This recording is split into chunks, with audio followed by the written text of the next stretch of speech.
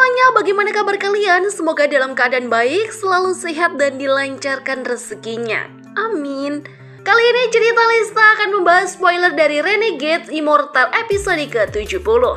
Sebagai catatan, Lista tegasin ini hanyalah spoiler ya. Mengenai keterkaitan dengan alur cerita aslinya, semuanya tergantung pihak studio dan yang dibahas di sini berdasarkan novelnya.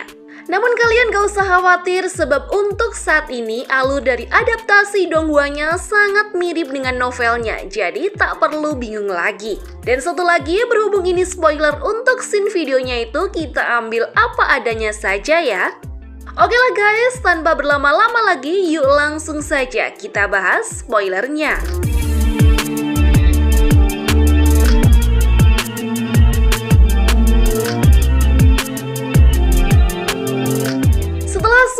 Berhasil melarikan diri, celah-celah khusus mulai muncul menandakan fragmen di tempat itu akan runtuh. Zoe segera menangkap kekasihnya King Suang. Sementara itu Wang Lin langsung menyerang Hongdi, membuat Jiho yang menyaksikan hal tersebut terkejut. Tetapi ia segera melarikan diri melalui terowongan demi menyelamatkan nyawanya. Hongdi yang kekuatannya telah berkurang drastis memperingatkan Wang Lin bahwa planet Zuzaku akan mengejarnya jika ia dibunuh. Namun Wang Lin yang tidak takut pada ancaman apapun mengabaikannya. Ia mengeluarkan bendera larangannya, menciptakan tombak pembatas dari gas pembatas. Dengan segera Wang Lin menyerang Hongdi menggunakan tombak itu.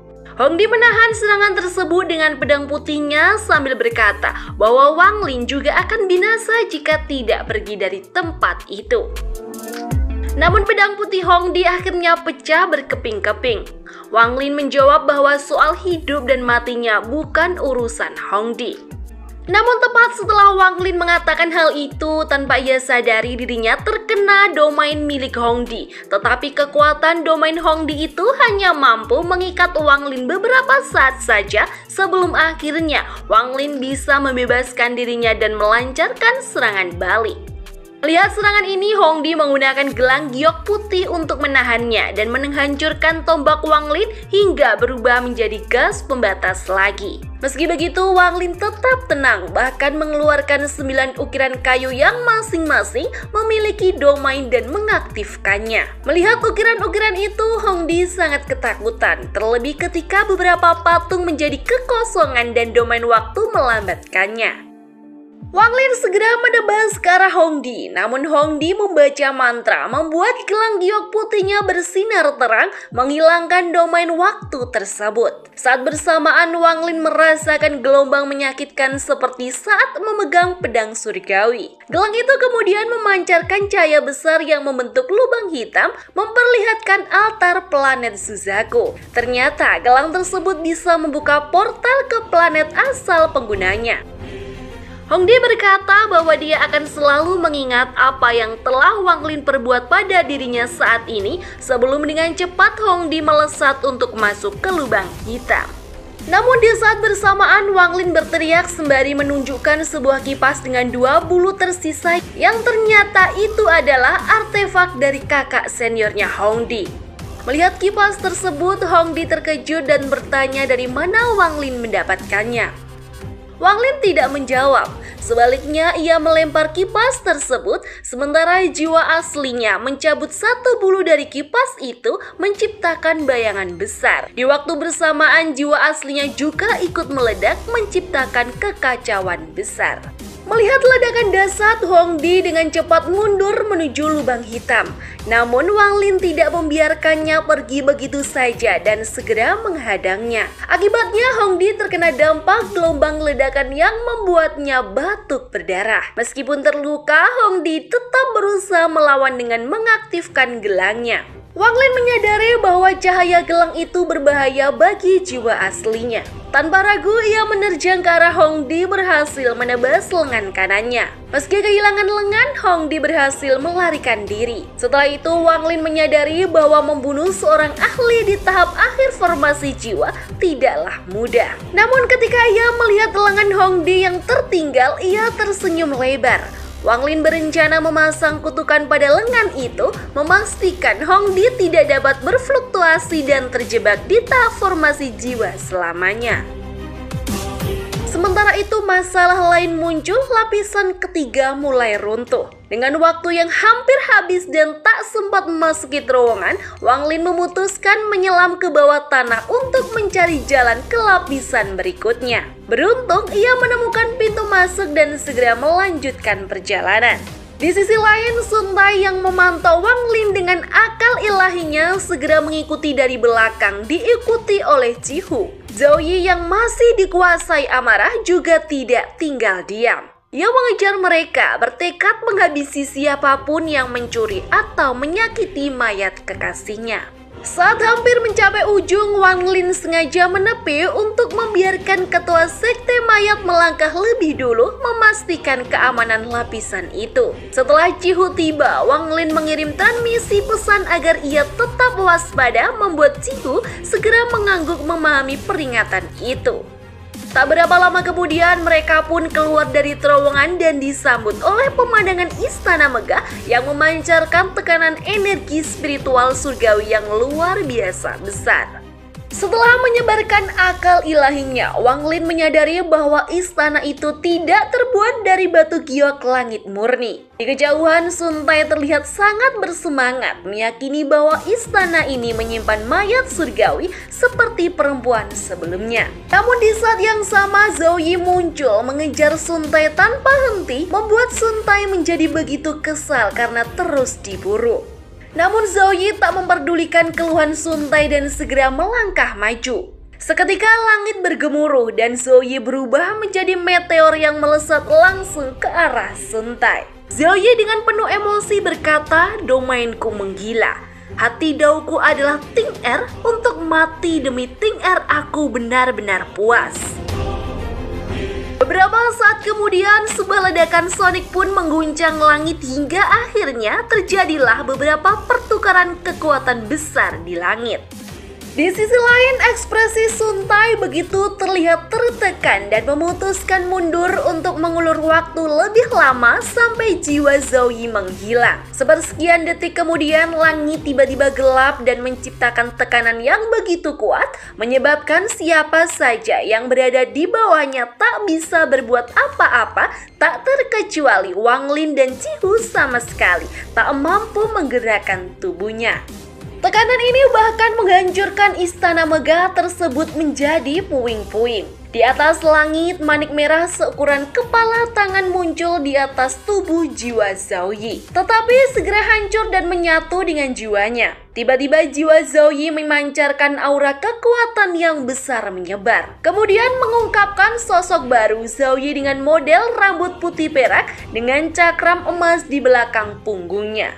Secara keseluruhan penampilan Zhou Yi berubah drastis dan menjadi begitu tampan. Sambil menggendong Ting Er, sebuah penyesalan melintas di hatinya. Bagaimana di saat akhir hidupnya Zhou Yi baru bisa memahami hati Dao-nya. Setelah itu jarinya menunjuk ke arah Sun Tai. Tubuh Sun Tai langsung menerima tekanan luar biasa. Wajahnya menjadi pucat saat dia menatap Zhou Yi dengan kaget yang telah mencapai tahap kekuasaan. Zhou Yi tidak memperdulikan Sun Tai, tatapannya terfokus pada tubuh Ting Er. Kisah kemudian beralih ke latar belakang Zhou Yi. Dulu Zhou Yi adalah murid terbaik di Sekte 5 Elemen dan menerima hadiah berupa kuali hujan dari tuannya. Namun di alam surgawi ia menemukan mayat wanita yang begitu mempesona sehingga membuatnya meninggalkan sektenya. Sang guru sangat kecewa dengan keputusan Zhou Yi, tetapi tidak tega menghabisi murid kesayangannya. Akhirnya Zhou Yi diizinkan pergi meski dicap sebagai pengkhianat. Bertahun-tahun kemudian, tuannya wafat setelah gagal mencapai ranah kekuasaan. Mendengar kabar itu, Zhou Yi berlutut di depan Sekte 5 Elemen selama 7 hari, berharap bisa melihat wajah terakhir gurunya. Namun sebagai mantan murid yang dianggap pengkhianat, Zhou Yi dilarang masuk. Kisah kembali ke pertarungan di mana Zhou Yi berhasil membuat Sun Tai kewalahan hingga akhirnya Sun Tai pun menyerah. Zoe menundukkan kepalanya dengan lembut mencium dahi mayat Ting Er sebelum kemudian memalingkan perhatiannya ke Ji-Hoo, meminta bantuannya menjaga mayat kekasihnya dengan mengumpulkan 1000 batu giok langit selama 1000 tahun. Ji-Hoo pun ragu dan segera menarik nafas panjang yang membuat Zoe kecewa. Zoe pun kemudian beralih ke Wang Lin meminta bantuan yang sama. Wang Lin setuju menjaga mayat kekasih Zoe, tetapi tidak bisa menjanjikan batu giok sebanyak itu. Mendengar jawaban ini, Zoe tersenyum. Ia meraih potongan istana yang tersisa, menarik batu giok langit, membentuk pagoda, dan menyimpan jasad kekasihnya di dalamnya. Zoe menyerahkan pagoda itu kepada Wang Lin, memberitahukan bahwa pagoda tersebut mengandung kekuatan domainnya. Sebagai tambahan, Zoe memberi Wang Lin kristal merah, menjelaskan bahwa kristal tersebut bisa membantu Wang Lin mencapai ranah kekuasaan. Kristal merah ini dianggap sebagai kehidupan kedua bagi para kultivator karena jika mereka gagal mencapai ranah kekuasaan, biasanya kultivasi mereka akan turun drastis, bahkan bisa menyebabkan kematian. Namun dengan kristal merah, kegagalan tersebut tidak akan berdampak sama sekali.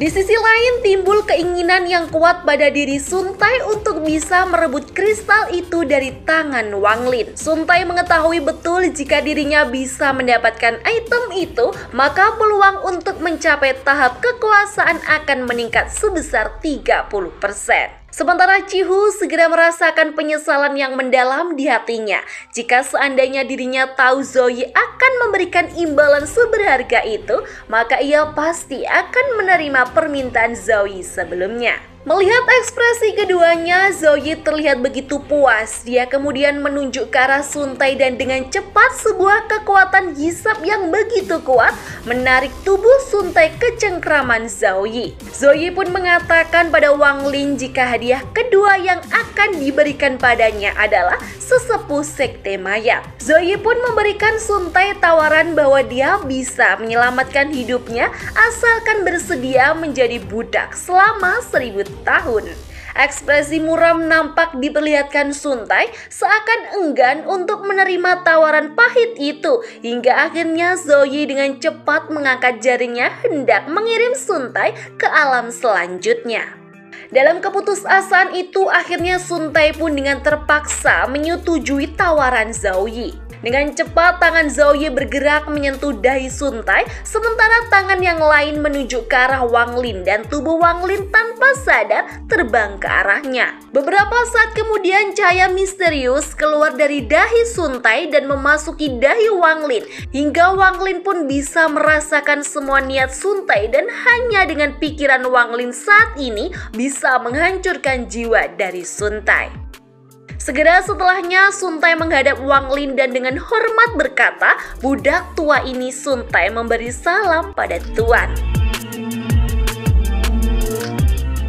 Oke lah guys, kira-kira seperti itulah spoiler alur cerita dari serial Renegade Immortal episode ke-70. Jika ada kurang lebihnya, Lista minta maaf ya. Dan terakhir, jangan lupa tekan like, subscribe, serta tinggalin jejak di kolom komentar ya. Sampai jumpa lagi di pembahasan spoiler selanjutnya. Bye-bye semuanya.